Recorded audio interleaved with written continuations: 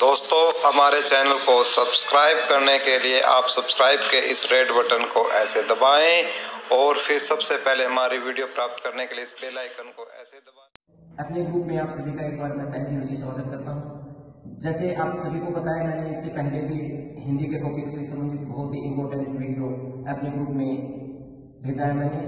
आज जो हमारा टॉपिक है वो भी हिंदी के पार्ट से संबंधित है। बहुत से ऐसे डिमांड है कि उसमें जो है ना हिंदी के वर्णमाला से संबंधित टॉपिक होना चाहिए। तो आज का जो अपना टॉपिक है वो वर्णमाला से ही संबंधित है।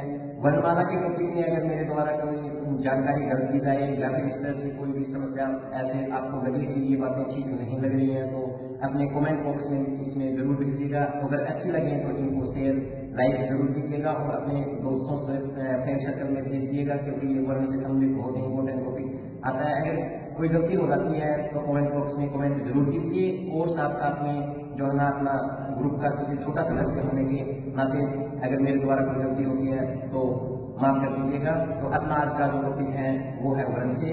तो देखिए आज का अपना जो टॉपिक है वो वर्ण से संबंधित है।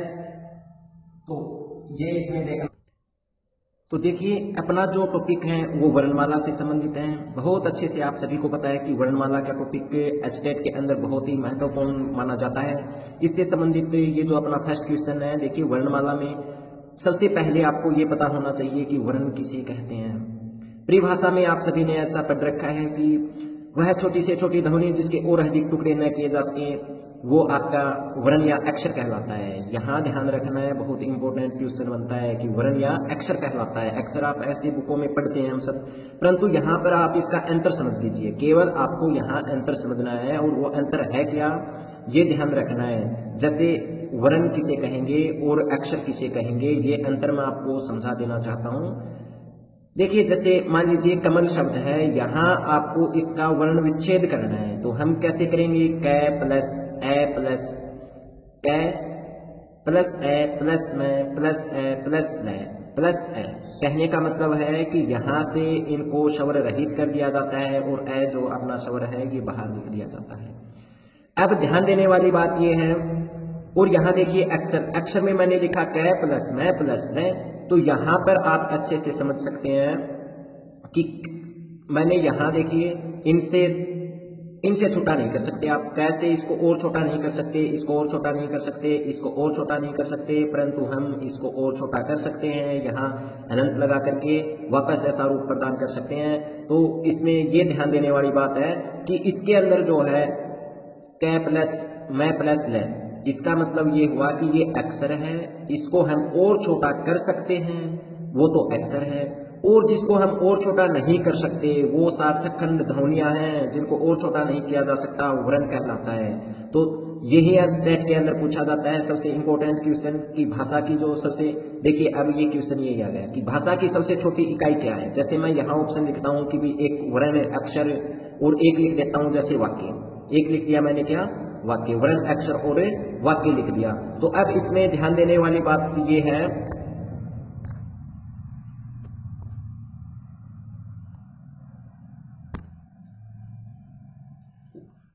इसमें ध्यान देने वाली बात ये है कि इसके अंदर जैसे ये लिखा मैंने, तो भाषा की सबसे छोटी इकाई एक ऑप्शन हो गया वर्ण, एक हो गया अक्षर और एक लिख देता है कई बार वाक्य। तो यहाँ ध्यान देना है इसमें, और एक जैसे शब्द लिख दिया और भाषा की सबसे छोटी इकाई पूछ रहा है। बहुत ही इंपॉर्टेंट क्वेश्चन है कि भाषा की सबसे छोटी इकाई वर्ण या अक्षर या फिर वाक्य या शब्द, तो आपका आंसर क्या आएगा?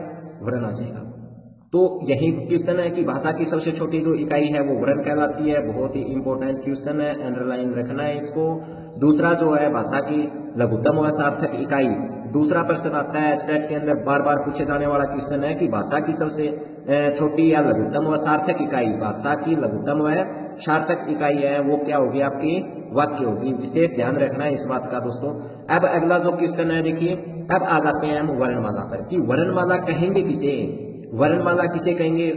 वर्णों के समूह को, ऑप्शन जैसे लिख दिया मैंने, एक ऑप्शन देता हूं कि वर्णों के समूह को वर्णमाला कहेंगे या फिर वर्णों के व्यवस्थित समूह को वर्णमाला कहेंगे। तो बहुत इंपॉर्टेंट क्वेश्चन बन जाता है कई बार यहाँ की वर्णमाला किसे कहेंगे? वर्णमाला कहेंगे आप वर्णों के, वर्णमाला किसे कहेंगे? वर्णों के व्यवस्थित या फिर क्रमिक समूह को वर्णमाला कहा जाता है। वर्णों के व्यवस्थित या फिर कर्मिक समूह का कर्म से होना बहुत जरूरी होता है, तभी तो जाकर के वर्णमाला बनती है। तो ये है वर्णमाला। तो देखिए वर्ण, अक्षर, वाक्य और शब्द, और एक आपने कभी कभी सुना होगा कि ध्वनि। ध्वनि कुछ नहीं होता है, ध्यान रखना है। ध्वनि जो हम बोल रहे हैं ये ध्वनि है, इसको लिखित रूप दे दिया गया, वर्ण बन जाएगा, शब्द बन जाएगा, वाक्य बन जाएगा। ऐसे ही है प्रश्न, बस आपको दो ही ध्यान रखने हैं। एक तो भाषा की सबसे छोटी इकाई वर्ण और भाषा की लघुत्तम व सार्थक इकाई, अगर ऐसे प्रश्न पूछता है तो वाक्य आ जाएगा, यही ध्यान रखना है इसके अंदर। उसके बाद जो वर्णमाला के बारे में मैंने बता दिया, वर्णों के व्यवस्थित समूह या क्रमिक समूह को वर्णमाला कहा जाता है।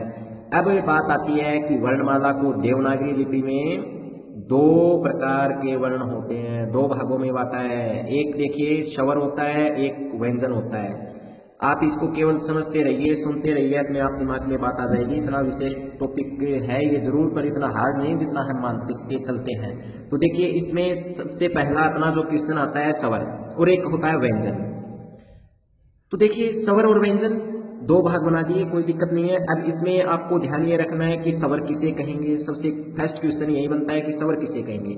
स्वर जो है स्वतंत्र, कहने का मतलब है कि जो स्वतः उच्चारित होने वाली ध्वनियां या वर्ण जो हैं, जो अपने आप उत्पन्न होते हैं, स्वतंत्र प्रयोग होते हैं, किसी के सहयोग से नहीं बोले जाने वाले, अपने आप बोले जाने वाले स्वर कहलाते हैं। स्वर के दो भेद होते हैं, बहुत अच्छे से पता है आपको। स्वर के भेद कितने होते हैं, ध्यान रखना है, दो भेद होते हैं। शब्द के भेद दो होते हैं। अब देखिए यहाँ आपको समझना है थोड़ा अच्छे से। जैसे मैंने लिखा कि भी हर्षव स्वर, और एक आपको पता है दीर्घ स्वर। अब यहाँ ये ध्यान रखना है कि हर्षव स्वर को मूल स्वर भी कहा जाता है। बहुत इंपॉर्टेंट क्वेश्चन बनाता है यहाँ। हर्षव स्वर को मूल स्वर कहा जाता है। ये चार होते हैं। नंबर 2 पर जो मैंने लिखा है, ये लिखा है कि दीर्घ स्वर। दीर्घ स्वर जो है, अभी मैंने आपने लिखा दीर्घ स्वर 7 होते हैं। अब बात आ जाती है अपनी, यहाँ एक बार स्वर ही देख लीजिए आप, बहुत अच्छे से देखना है स्वर। स्वर में जैसे देखा ए है, आ है, ई ऊ औ ए, री है, सॉरी ये री, फिर ए आई ओ औ, ठीक है, फिर एंग है और फिर ए है। केवल एक बार यहाँ ध्यान रखना, आपको बहुत अच्छे से पता है हर्षव स्वर। हर्षव स्वर का मतलब परिभाषा में आपको पता है कि हर्षव स्वर वे स्वर होते हैं जिनका उच्चारण बहुत कम मात्रा में, बहुत कम समय में प्रयोग, जिनका बोले जाते हैं हर्षव स्वर कहलाते हैं। बहुत कम समय में जिन ध्वनियों का उच्चारण हो जाता है हर्षव स्वर कहलाता है वर्णों का। तो ये चार होते हैं, ये ध्यान रखना है। देखिए जैसे ए बहुत जल्दी से बोला गया, फिर आ पर जाएंगे आप, थोड़ा दबाव आएगा, फिर ई बहुत जल्दी से बोला गया, फिर बड़ी ई है जैसे, फिर ऊ धीरे से बोला गया, फिर री। तो ये ध्यान रखना है, यहाँ पर हर्षव स्वर चार होते हैं। कौन कौन से? ए ई ऊ और री। यहाँ ये ध्यान रखना, री वाला एग्जाम में कई बार पूछा जाता है, बहुत सी बार आ चुका है एग्जाम में। तो हर्षव स्वर हो गए, ये दीर्घ स्वर है। दीर्घ स्वर ये बच गए, ये देखिए जैसे बचा कौन सा, ये है आपका आ है, बड़ी ई है, बड़ा ऊ है, फिर ए आई ओ औ। तो यहाँ दीर्घ स्वर 7 हो गए, ये यही हैं। देखिए ए है, आ है, ई ऊ ए आई ओ औ, ये कौन से हैं आपके? दीर्घ स्वर है। अब यहाँ ये भी ध्यान रखना है, एंग और ए ये अयोगवा होते हैं। अयोगवा किसे कहा जाता है? अयोगवा वे होते हैं जो न तो स्वर होते हैं न ही व्यंजन होते हैं, अपने आप अलग होते हैं वो, ठीक है ना, अयोगवा कहलाते हैं। अयोगवा कितने होते हैं? अयोगवा 2 होते हैं। बहुत अच्छे से ध्यान रखना, अयोगवा 2 होते हैं। एंग और अह, एंग और अह। एंग का प्रयोग अनुस्वार की भांति किया जाता है, अह का प्रयोग आपको पता है विसर्ग की भांति किया जाता है। और एक विशेष ध्यान ये देना है कि विसर्ग का प्रयोग है की भांति किया जाता है। विसर्ग का प्रयोग किसकी भांति किया जाता है दोस्तों? विसर्ग का प्रयोग है की भांति किया जाता है, ये ध्यान रखना है। दोबारा से बता देता हूँ आपको, अयोगवा 2 होते हैं, एक एंग होता है, एक अ होता है। अनुस्वार एंग को बोलेंगे अनुस्वार और अह को बोलेंगे विसर्ग। और विसर्ग का प्रयोग अह की भांति होता है की भांति किया जाता है। तो यहाँ से एक क्वेश्चन बन जाता है लगभग, एंग को ये जो है अनुस्वार होगा आपका और ये अह विसर्ग होगा। विसर्ग का प्रयोग है की बात किया जाता है, ये ध्यान रखना, एग्जाम में पूछ सकता है आपसे। तो ये अयोगवा 2 इस तरह से ध्यान रखिए। उसके बाद जो अपना अगला जो पार्ट आता है, देखिए जैसे अब आप कहेंगे कि ये जो हर्षव स्वर हो गया, दीर्घ स्वर हो गया, एक प्लुत स्वर और होता है। तो देखिए प्लुत स्वर कुछ नहीं होता है। प्लुत स्वर जो है ना, हिंदी कि जो स्वरमाला से हटा दिया गया है, वर्णमाला से, हिंदी की वर्णमाला में से हटा दिया गया है, क्योंकि इनको अक्सर प्लुत स्वर जिनमें दीर्घ स्वर से भी तिगुना समय लगता है, तो वो जो है ना इन्हीं के योग से बन जाते हैं। अब आप खुद ही देख लीजिए, मान लीजिए आप ये कहेंगे कि होता है नहीं होता है, विवाद की कोई जरूरत ही नहीं है। आपने देखा कि हर्ष स्वर 4 होते हैं, आपने देखा कि दीर्घ स्वर 7 होते हैं, और आपको पता है कि टोटल 11 होते हैं। तो 11 तो यहाँ हो ही गए, तो और आप कहाँ से लेके आएंगे? तो इसका मतलब ये आप समझ जाइए कि हर्ष स्वर और दीर्घ स्वर 2 ही स्वर के भेद होते हैं, और तीसरा जो प्लुत स्वर है वो श्रेणी से हटा दिया गया है, हिंदी की वर्णमाला श्रेणी से हटा दिया गया है, वो संस्कृत में प्रयोग किया जाता है, ये ध्यान रखना है। और इस तरह से स्वर के 2 भेद बन जाते हैं, ठीक है दोस्तों। उसके बाद देखिए एक ध्यान रखना है, संयुक्त स्वर होता है, इसी का पार्ट बोला जाता है संयुक्त स्वर। संयुक्त स्वर में आपको ध्यान देने वाली बात यह है, ए, ऐ, ओ, औ, ये जो है आपके संयुक्त स्वर कहलाते हैं। कौन से स्वर कहलाते हैं? संयुक्त स्वर कहलाते हैं। ये ध्यान रखना है, ए प्लस ई के योग से बनेगा, ये आ प्लस ए के योग से बनेगा, ये ए प्लस ओ के योग से बनेगा, ये आ प्लस ओ के योग से बनेगा। उसके बाद आ जाता है स्वर के भेद जिह्वा के आधार पर, बहुत इंपॉर्टेंट टॉपिक बनता है ये। जिह्वा के आधार पर जो है स्वर के भेद 3 होते हैं। 3 कौन कौन से होते हैं देख लीजिए आप खुद ही। एगर स्वर, एगर स्वर कौन से होते हैं ये ध्यान रखना है आपको। ये छोटी, जिसे आपको छोटी बड़ी ये बोला जाता है, ए ऐ है, ये एगर स्वर होते हैं। मतलब कि जिह्वा के आधार पर अपनी जीव का अगला भाग जिसको स्पर्श करता है, तो ये चारों ध्यान रखने हैं। मध्य स्वर आपको एग्जाम में यही पूछा जाएगा कि मध्य स्वर कौन सा होता है, ये ध्यान रखना आपको। मध्य स्वर में ए कर देना है, कोई कंफ्यूज की बात नहीं होनी चाहिए। ये बहुत इंपॉर्टेंट क्वेश्चन में बनता है कि मध्य स्वर किसे, जिह्वा के आधार पर जो है ना मध्य स्वर कौन सा है, ऐसे क्वेश्चन पूछेगा। उसके बाद प्रस्थ स्वर जो बच जाते हैं, आ उ, आ है, उ है, औ है, ओ है, औ, ओ औ है, ये जो है आपके प्रस्थ स्वर आ जाते हैं। उसके बाद देखिए एक बहुत इंपॉर्टेंट पॉइंट मैं आपको बता देता हूं कि समास मात्रा के आधार पर, समास या वायु के आधार पर सभी स्वर जो है अलग प्राण कहलाते हैं। समास की मात्रा के आधार पर तो अलग प्राण, और सभी स्वर तंत्रिका के आधार पर सभी जो स्वर हैं वो घोष या फिर सघोष कहलाते हैं। एक ये विशेष ध्यान रखने वाली बात है। देखिए अब जो बच जाता है आपका कि हिंदी में स्वरों की संख्या, स्वरों की कुल संख्या 11 होती है। ध्यान रखना है, बहुत इंपॉर्टेंट पॉइंट बनता है। स्वरों की कुल संख्या 11 होती है। हिंदी में शुद्ध स्वर जो होते हैं 10 होते हैं। ध्यान रखना, बहुत ही इंपॉर्टेंट क्वेश्चन है, क्योंकि री का प्रयोग री ऋषि जिसे बोला जाता है, ये री इस तरह से लिखने लग गए हैं आजकल, जैसे ऋतु शब्द लिख देते हैं, दोनों साइड से ये री भी प्रयोग कर देते हैं, ये भी प्रयोग कर देते हैं। तो हिंदी में शुद्ध स्वर होते हैं 10। हिंदी में स्वरों की संख्या, हिंदी में जो है स्वरों की कुल संख्या 11 हो जाएगी। ये विशेष ध्यान रखना आपको। हिंदी में स्वरों की संख्या 10, हिंदी में शुद्ध स्वर, हिंदी में स्वरों की कुल संख्या या संख्या 11 है, हिंदी में शुद्ध स्वरों की संख्या 10 होती है।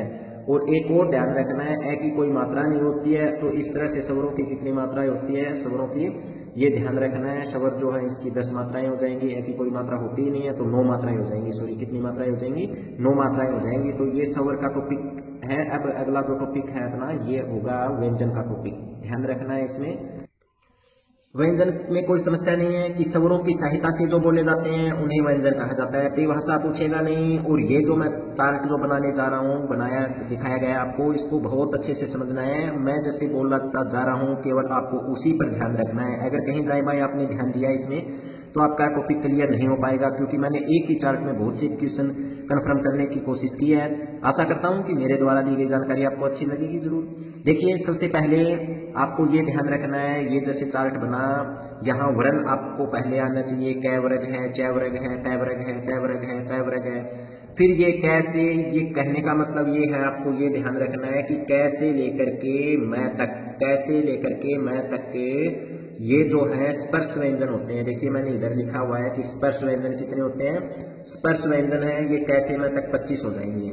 उसके बाद में बात आती है आपकी अंतस्थ व्यंजन। एक बार यही चलिए इसी बात को समझना है। अंतस्थ व्यंजन मतलब कि ये अंतस्थ में है, मध्य में है, स्वर और व्यंजनों के मध्य में है। परिभाषा लिखने की जरूरत नहीं है। य, र, ल और व ये 4 होते हैं। इनको अंतस्थ व्यंजन के साथ इस स्पर्श व्यंजन कहा जाता है। दूसरा ये ध्यान रखना आपको, जैसे अब आगे श, श, श है, ये ऐसे जो है ये 4 हैं, उष्म व्यंजन कहा जाता है इन्हें।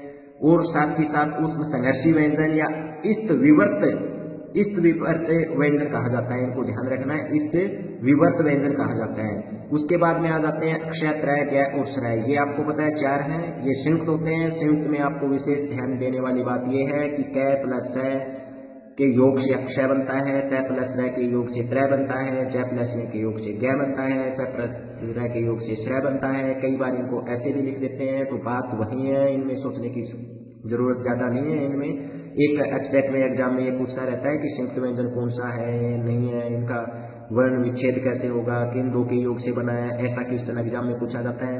तो इस तरह से ध्यान रखना है।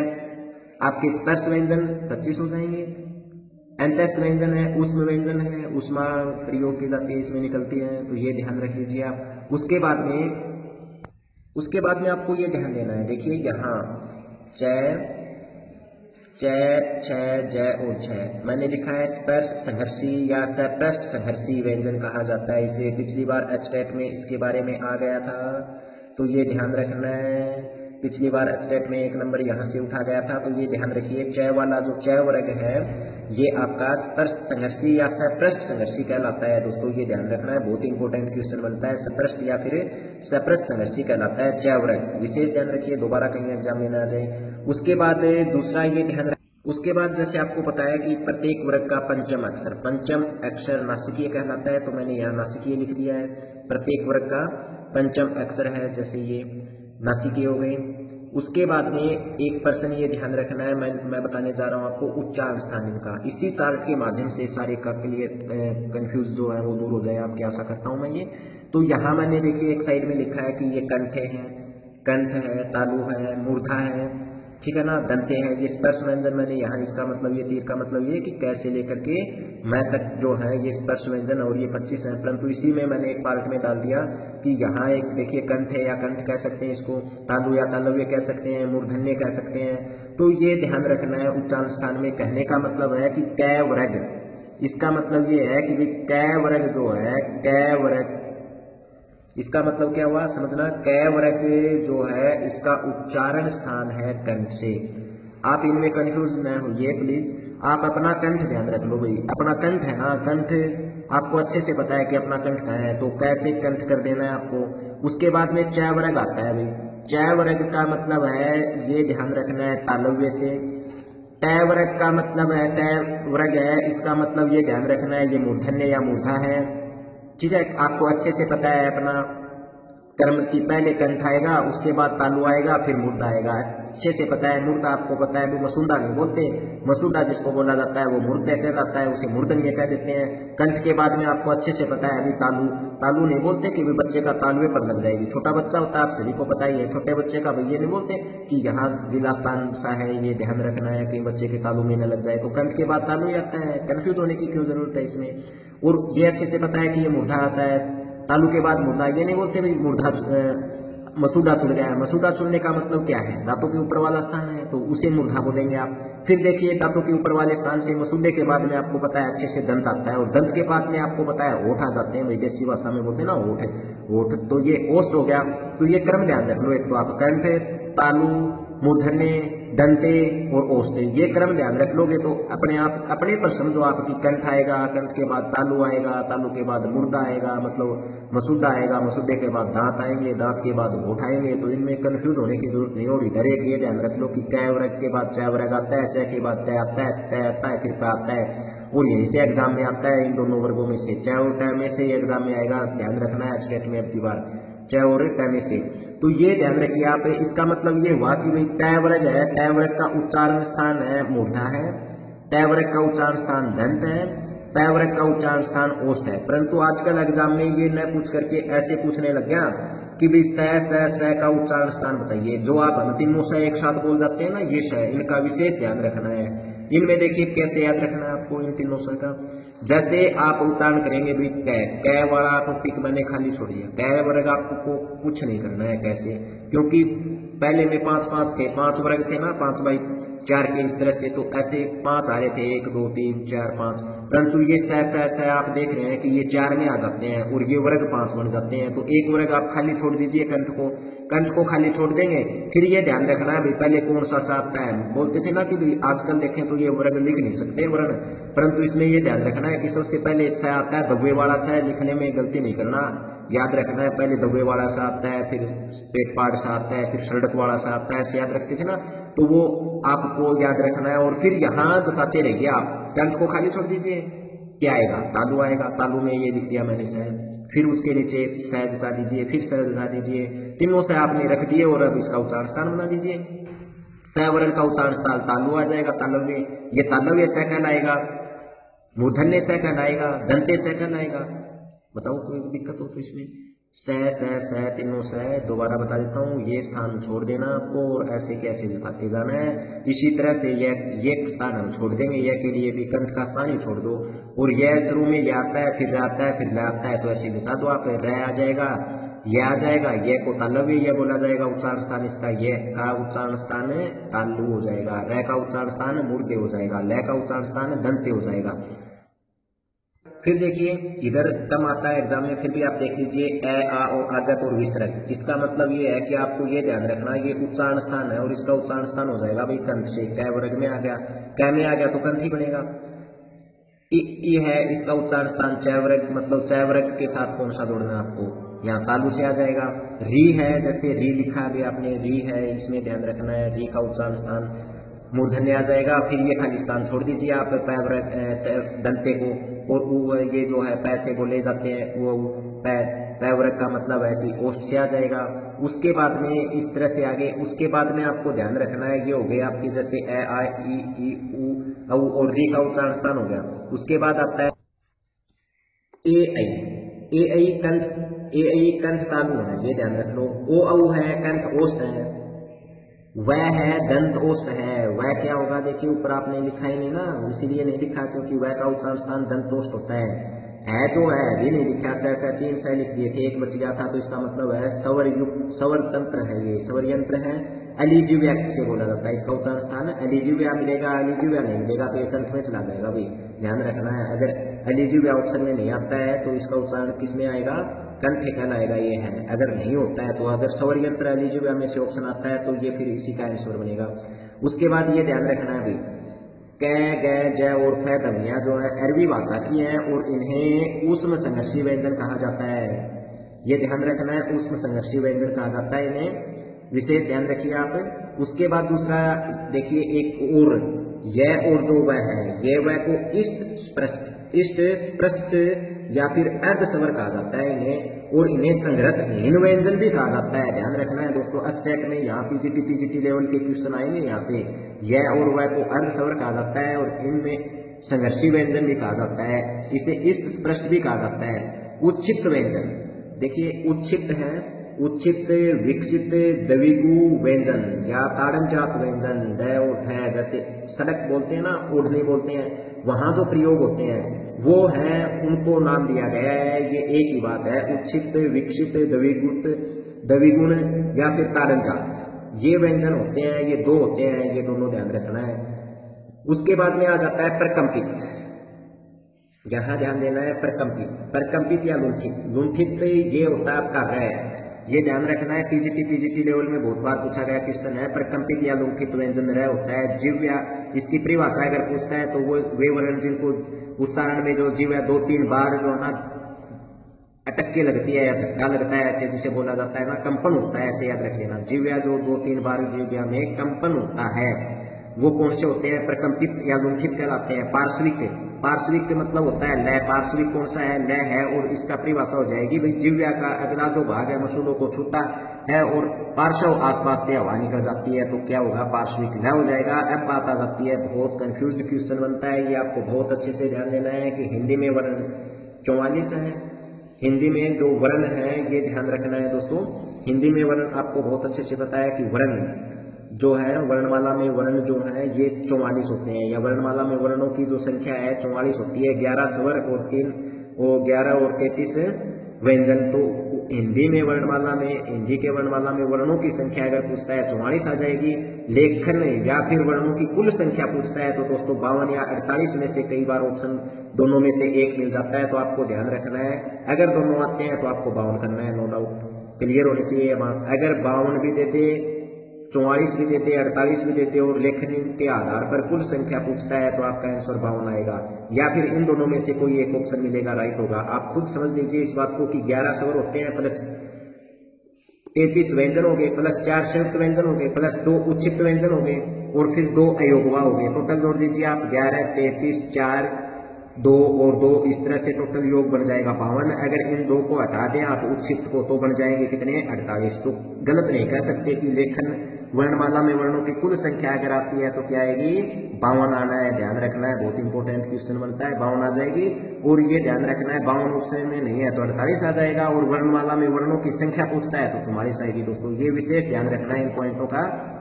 अब आ जाता है अपना व्यंजनों का वर्गीकरण। अब क्या आएगा, व्यंजनों का वर्गीकरण 2 प्रकार से होता है। एक पर्सन फिक्स रहता है यहाँ से वही स्वर तंत्रिका के आधार पर और समास मात्रा के आधार पर, समास मात्रा के आधार पर और स्वर तंत्रिका के आधार पर। तो समास मात्रा के आधार पर ये ध्यान रखना है। अब यहाँ देखिए आप स्वर तंत्रिका के आधार पर बहुत अच्छे से पता है, एक घोष होता है, एक सहघोष होता है और एक अघोष होता है। तो इसका मतलब ये ध्यान रख लीजिए आप, घोष का मतलब होता है भाई नाद या गूंज जिसे बोलते हैं, गूंज। घोष का मतलब क्या होता है, गूंज होता है। इसका मतलब ये हुआ कि जिन वर्णों में आप उच्चारण करेंगे तो स्वर तंत्रिका में कंपन होगा या गूंज होगी या नाद होगी, तो वो कौन से कहलाएंगे, घोष कहलाएंगे। और अ का मतलब आपको पता है, अ का मतलब नहीं में होता है लगभग, मतलब जिन ध्वनियों का उच्चारण करते समय, वर्णों का उच्चारण करते समय कंपन, स्वर तंत्रिका में कंपन नहीं होता है, अघोष कहलाता है। सहघोष में अब परिभाषा की जरूरत नहीं है, स्वर तंत्रिका में कंपन होता है प्रत्येक वर्ग का तीसरा, चौथा, पांचवा, प्रत्येक वर्ग का तीसरा, चौथा, पांचवा। और अंतस्थ व्यंजन और य, र, ल, व अंतस्थ व्यंजन बोले जाते हैं, सहघोष में आएंगे। ऐसे आप लिख लीजिए जैसे क, ख, ग, घ और र। तो आपको ये ध्यान रखना है, इससे इधर वाले सीधे गिनती सीधी हो गई ना भाई, 3, 4, 5 हो गया, सीधे आगे तो सीधे ही आपको कर देना है घोष है। उसके बाद अंतस्थ व्यंजन ये रह व, और विशेष ध्यान रखना है इस का भाई, का ये एग्जाम में बहुत बार पूछा गया क्वेश्चन है, का उच्चारण स्थान यही याद रख लेना, आप डायरेक्ट है इसी में पूछ जाएगा स्टेट में, का उच्चारण स्थान है सहघोष है ये। अगर भाई फिर भी याद नहीं रहता है तो ऐसे एक ट्रिक बना दो आप, नोट लॉजिक कि भाई 3, 4, 5 में लव है, मतलब ये नहीं बोलते भाई 3, 4, 5 में लव हो गया भाई। तो ये ध्यान रखना है कि प्रत्येक वर्ग का तीसरा, चौथा, पांचवा और य, र, ल और व और है का मतलब क्या हो गया है, ये क्या है, ये आपके सहघोष है भाई, ऐसे याद रख लीजिए आप, सहघोष या घोष है ये, 3, 4, 5 में लव हो गया। उसके बाद बात आ जाती है अघोष। अघोष कौन से होते हैं, जिनमें कंपन होता नहीं है, कंपन नहीं होगा इनमें, अघोष हो गया ना। और प्रत्येक वर्ग का बच कौन सा गया, खुद देख लीजिए आप, क लिखा, ख लिखा, ग लिखा, घ लिखा, ऐसे पूरा वर्ग लिख दिया। और इससे इधर वाले तो हो गए थे आपके सहघोष में, तो बचा कौन सा, प्रत्येक वर्ग का पहला, दूसरा। भाई गिनती सिद्धि होगी ना, तो सिद्धि स्वर तंत्रिका में, कंपन भी स्वर तंत्रिका में होता है, ऐसे याद रख लो आप। तो ये ध्यान रखना है, क और ख जो है आपके, और ये ध्यान दीजिए यहाँ स है नहीं, क्योंकि है मैंने पहले ही कर रखा है, ये रहा है जो है ये पहले से ही आपका सहघोष में है। तो प्रत्येक वर्ग का पहला, दूसरा और स है। यहाँ आप देखिए कंफ्यूज से बचने के लिए स्टेट में आप एग्जाम देने जाएं तो ऐसा टॉपिक में आएगा, आते ही पहले ही लिख लो आप, क, ख, ग एक वर्ग लिख के उसमें ये कर दो कि इधर वाले तो हैं सहघोष और इधर वाले हैं अघोष, पहला, दूसरा सीधी गिनती होगी तो अ, ठीक है, ये इधर। तो ये ध्यान रखना है। उसके बाद बात आ जाती है आपकी अलप प्राण और महाप्राण। अलप प्राण, महाप्राण में क्या है, मतलब अलप का मतलब होता है कम, अलप मीन होता है कम, ध्यान दीजिए, अलप मीन्स कम और प्राण मीन्स वायु, मतलब जिन ध्वनियों का उच्चारण करते समय श्वास मात्रा के आधार पर, सांस लेना भाई सीधी बात है, तो श्वास मात्रा के आधार पर जिन ध्वनियों का उच्चारण करते समय सबसे कम समय लगता है, थोड़ी सी वायु, अलप मात्रा में वायु निकलती है, तो अलप प्राण और महाप्राण। महा का मतलब होता है अधिक और प्राण का मतलब होता है वायु, जिन ध्वनियों का उच्चारण करते समय अधिक वायु जो निकलती है तो महाप्राण हो गया। अब बात आ जाती है भाई अलप प्राण की। अलप प्राण परिभाषा पूछेगा नहीं, ये पूछेगा कि कौन सा समास मात्रा के आधार पर अलप प्राण है या महाप्राण है। तो प्रत्येक वर्ग का पहला, तीसरा, पांचवा, ऐसे याद रख लो। इसमें रट्टाफिकेशन नहीं होना चाहिए, बस केवल अपनी समझ होनी चाहिए भाई। जैसे मैं लिखता हूं क, ख, ग, घ, ढ। तो देखें अलप प्राण मैंने बताया, जिन ध्वनियों का उच्चारण करते समय कम, खुद आप बोल के देख लो। क धीरे से बोला गया, पहला हो गया। ख थोड़ा दबाव आया भाई, ग जल्दी से बोला गया, ग तीसरा आ गया। घ जल्दी से, घ ऐसे थोड़ा दबाव आया, ठीक है। तो ये छोड़ दीजिए आप, अड ऐसे बोलते ना, तो ये पांचवा, पांच जैसा ही हो गया पांचवा, ये ऐसे। तो पहला, तीसरा और पांचवा, प्रत्येक वर्ग का पहला, तीसरा, पांचवा और अंतस्थ व्यंजन य, र, ल, व क्या कहलाएंगे आपके अलप। य, र, ल, व ऐसे धीरे से ही तो बोलेंगे ये, तो अलप हो गया। अलप प्राण में ये ध्यान रखना है, अंतस्थ व्यंजन। उसके बाद में देखिए एक ये ध्यान रख लो आप, उसके बाद में आ जाना है आपको, एक ये ध्यान रखो, अलप प्राण के बाद में आ जाता है आपका महाप्राण। महाप्राण में क्या करना है कि प्रत्येक वर्ग का, महाप्राण में क्या हो गया कि बच कौन सा गया, बच गया ये अपना भाई, बच गया ख, वहां जोर लगा था थोड़ा इसमें और गया, तो प्रत्येक वर्ग का महाप्राण कौन सा होगा, दूसरा और चौथा, और उसमें व्यंजन बच गए स, स, ध, ऐसे जोर सा लग रहा है ना, तो महा हो गया, तो वायु ज्यादा निकल रही है, महाप्राण हो गए। उसमें व्यंजन में ध्यान रखना है। और ये प्रत्येक वर्ग का दूसरा, चौथा, देखिए थोड़ा स्पीड जरूर है, क्योंकि आप केवल समझ गए इस बात को, बहुत बार किया हुआ टॉपिक आपका, मेरे पास समय का अभाव है, जैसे आपको भी बताइए, ऐसे ऑनलाइन में कोई समस्या आ जाती है कई बार। तो ये ध्यान रखना है आपको कि महाप्राण दूसरा, प्रत्येक वर्ग का दूसरा और चौथा, उसमें व्यंजन स और है, ये महाप्राण में होंगे प्रत्येक वर्ग का। या फिर देखिए नोट एक ये ध्यान रख लो आप कि सम जो संख्या हुई, सम कौन सी हुई, सम हुई भाई दूसरी और चौथी, सम संख्या हुई, और किस में लिखा, महाप्राण में। और विषम संख्या कौन सी हुई, विषम संख्या हुई भाई तीसरी, ठीक है, पहली, तीसरी और पहली, तीसरी और पांचवी हुई विषम संख्या। विषम संख्या है जी, तो किस में आ गया, अलप प्राण में आ गया। तो ये ध्यान रखना है। और अलप प्राण की एक ही ट्रिक याद रखो बस, आप अपनी समझ क, ख, ग कोई भी वर्ग लगा लीजिए, जैसे च, छ लगा दीजिए आप, ठीक है। तो इसमें ये ध्यान रखो आपकी क धीरे से बोला गया तो अलप हो गया भाई, अलप टाइम कम लगा ना, आप खुद उच्चारण करके देख लेना। इसमें एचटेट में जब भी आप एग्जाम, कोई भी एग्जाम होता है उसमें खुद उच्चारण करके देख लेना। उसके बाद में देखिए आता है आपका अनुस्वार, अनुस्वार और एक अनुनासिक, ये दो टॉपिक आपको विशेष ध्यान रखना है। अनुस्वार क्या होगा, ये देखिए चंद्र, एक बिंदु और एक चंद्र बिंदु, ऐसे नहीं बोलते बिंदु और चंद्र बिंदु, तो ये ध्यान रख लेना। प्रश्न आपसे ये पूछेगा कि जिन ध्वनियों का, जिन वर्णों का उच्चारण केवल नाक से होता है, जिन समास मात्रा नाक से निकलती है, जिन ध्वनियों के उच्चारण में समास मात्रा केवल नाक से निकलती है, कौन से कहलाते हैं, अनुस्वार या फिर अनुनासिक, ऐसे पूछेगा। तो आपको ध्यान रखना है केवल नाक से, जैसे गंगा है, हंस है, केवल नाक से। बिंदु आ गई तो केवल इसको अनुस्वार कहते हैं, वैसे बिंदु बोल देते हैं, तो ये समास से केवल पूछ सकता है, ये ध्यान रखना। अनुनासिक कौन सा होगा, देखिए अनुनासिक जिन ध्वनियों का उच्चारण चंद्र बिंदु, मतलब देखिए जिन ध्वनियों का उच्चारण नाक प्लस मुख, देखिए ये जो मुख जैसा ही तो हो गया भाई, ये तो थी बिंदु और ये लगा दिया मुख, तो चंद्रमुख बन गया। तो चंद्रमुख का मतलब क्या है, जिसमें मुख भी होगा, नाक तो आएगा ही भाई, कोई भी उच्चारण करो चाहे नाक में तो आना ही आना है। तो ये ध्यान रखना आपको, ये मुख जैसा हो गया तो मतलब कि नाक से भी आवाज आएगी और मुख से भी आएगी, और क्या बन जाएगा आपका, अनुनासिक बन जाएगा।